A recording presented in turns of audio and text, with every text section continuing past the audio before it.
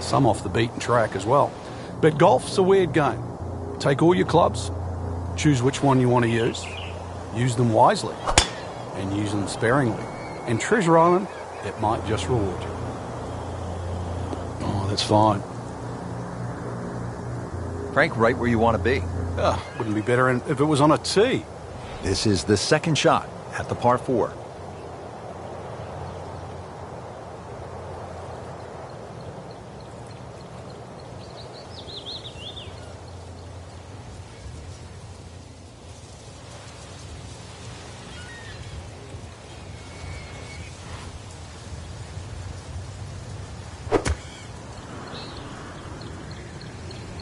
This could be a good one.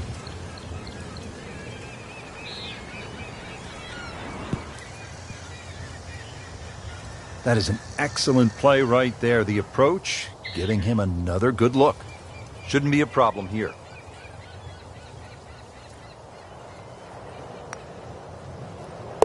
-1 in the early going. Frank, here at the par 3 second, a player has to be really careful because you could take one across the bow. And you've got to hit it with a cannon down here, long par 3. You get close to that green, see the water on the right there, plus the waterfall. Our little commentary box up there hopefully doesn't get ransacked during the course of play. Green well protected, as you'd expect, by 2 bunkers. You never know what you find in these bunkers. You and I have been positioned in some really nice spots in our commentary boxes through the years. Pebble Beach, along the cliffs of the Pacific Ocean, the old course at St. Andrews. This might be the most unusual spot, a treehouse. It is, especially when we go to walk across that bridge. So on the putting surface, and taking a good look now at this birdie putt here at the second. Frank, this would be a nice way to jumpstart the round. Yeah, his momentum can quickly go in the right direction if he makes this. Oh, man. Just pushed it. Well, that hurts. Been pretty good all day from this distance, just trying to take care of business. Stays at 1 under with that par. Frank, this is an amazing tee ball that the player is asked to hit. You need to be down that left side. That's obvious. But you don't want to go too far left. That is also obvious. Yeah, too far left and you'll be more than shipwrecked. This is the first par 5 at Treasure Island. A good one down that left side, obviously between the water and mountain range. And you just might be able to get home in 2. Can't tell, Frank. Do you think there's a way to go down that right side? There is a secret passage, but I can't tell you. And from the fairway for his second shot here.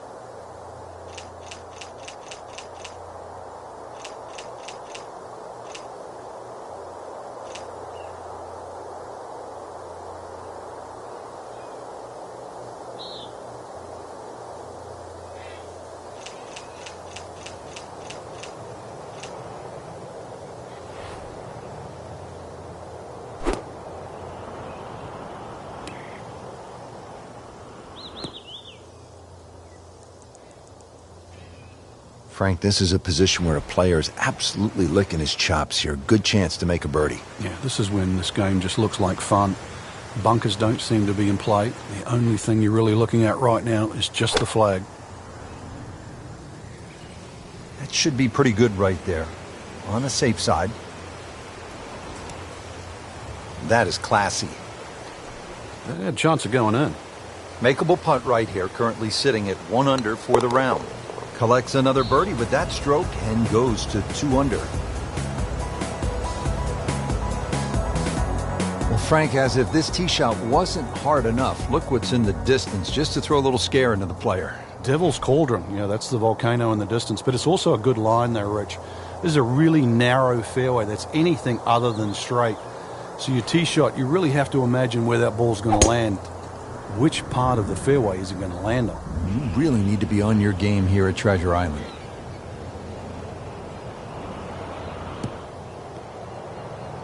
Paying attention like a little kid at school, Frank. That baby's sitting up.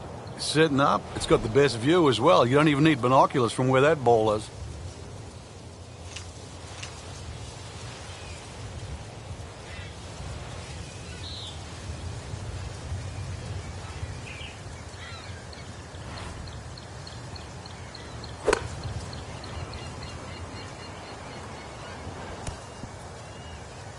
On the green, And a chance for birdie. Let the birdie blitz begin.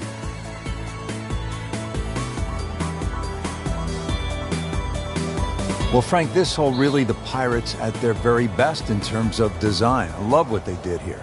Well, it's one hole you don't want to scull your tee shot. A little memento down there on the right side, that enormous skull that sits up on the hill. Very short par 4, nearly reachable for the long hitters, but Rich, I got to hand it to the architects here. Some marvelous architectural features here. The shape of the green, for example, is, well, I would say skull and crossbones, but I know you've done your pirate research. What do they normally call? They call this the Jolly Roger. But also the bunkers. Now, these aren't just normal bunkers.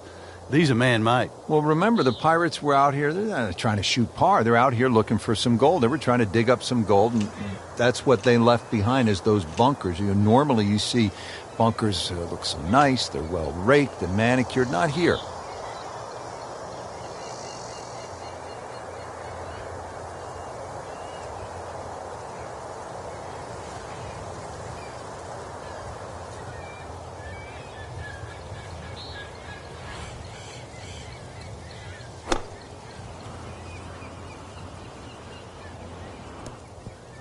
Good chance now for a birdie. That was an outstanding play. Well, it's almost a guarantee there after that shot. Starting to fire on all cylinders. A couple of birdies in a row and now 4 under. 6th hole now at Treasure Island, Frank. This is a severe downhill par 4. A series of tee boxes here to play, but you're right, Rich. Just sort of tee it up there, let that ball float a little further because of the downhill. Tee shot wants to be left of that huge needle rock to the player's right. And from there, once again, you're not going to have a long second shot to a green that is very, very kind. You are going to have some really good views from up here.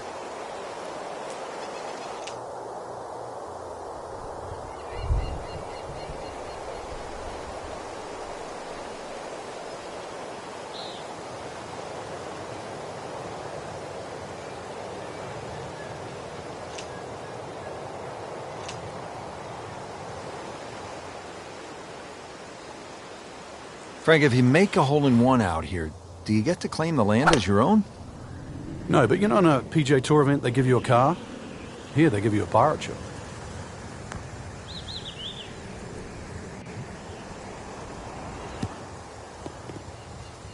Oh, that's got to be 300 yards, isn't it?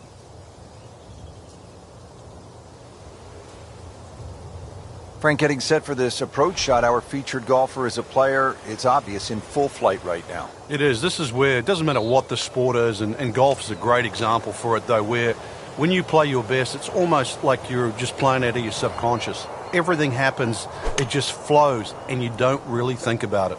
Should be safely on deck. That one inside of 10 feet, really dialed in. Frank, here's a chance for another birdie. Oh, it's quite a run. Let's see if he can just make this one. Now, just when you thought they might pick up one, now settle for a par. Standing over this putt, concentrating on the